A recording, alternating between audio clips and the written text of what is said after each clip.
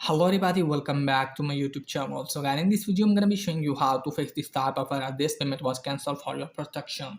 So guys, when you try to send the payment to someone and it's showing the error like this payment was cancelled for your protection, then it means guys the payment has been cancelled because you are sending the payment to someone for the first time.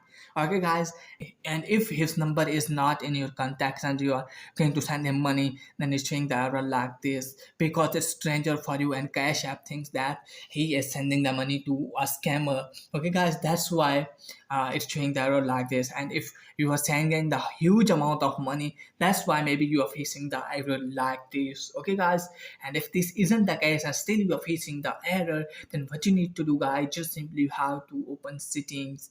Now from here guys, just simply have to tap on general. First of all, you have to scroll it on and make sure that you are not connected with VPN. If you are connected with it, just simply have to disconnect it and just simply have to close this page. Now open settings.